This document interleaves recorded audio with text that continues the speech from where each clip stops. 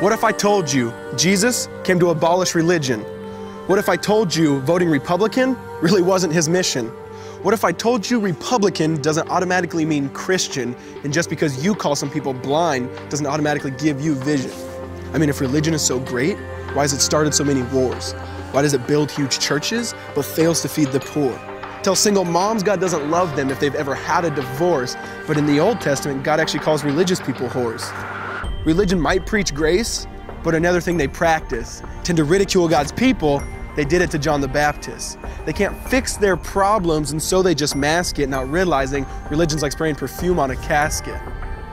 See, the problem with religion is it never gets to the core. It's just behavior modification, like a long list of chores. Like, let's dress up the outside, make it look nice and neat. But it's funny, that's what they used to do to mummies while the corpse rots underneath. Now, I ain't judging, I'm just saying, quit putting on a fake look. Because there's a problem if people only know that you're a Christian by your Facebook. I mean, in every other aspect of life, you know that logic's unworthy. It's like saying you play for the Lakers just because you bought a jersey. See, this was me too, but no one seemed to be on to me. Acting like a church kid while addicted to pornography. See, on Sunday I'd go to church, but Saturday getting faded, acting if I was simply created to just have sex and get wasted. See, I spent my whole life building this facade of neatness, but now that I know Jesus, I boast in my weakness. Because if grace is water, then the church should be an ocean. It's not a museum for good people, it's a hospital for the broken. Which means I don't have to hide my failure, I don't have to hide my sin.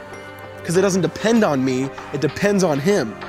See, because when I was God's enemy, and certainly not a fan, He looked down and said, I want that man. Which is why Jesus hated religion, and for it He called them fools. Don't you see so much better than just following some rules? Now let me clarify. I love the church, I love the Bible, and yes, I believe in sin. But if Jesus came to your church, would they actually let Him in? See, remember He was called a glutton and a drunkard by religious men. But the Son of God never supports self-righteousness, not now, not then. Now back to the point, one thing is vital to mention. How Jesus and religion are on opposite spectrums. See, one's the work of God, but one's a man-made invention. See, one is the cure, but the other's the infection. See, because religion says do, Jesus says done. Religion says slave, Jesus says son. Religion puts you in bondage, while Jesus sets you free. Religion makes you blind, but Jesus makes you see. And that's why religion and Jesus are two different clans. Religion is man searching for God, Christianity is God searching for man. Which is why salvation is freely mine, and forgiveness is my own. Not based on my merits, but Jesus' obedience alone. Because He took the crown of thorns and the blood dripped down His face. He took what we all deserved.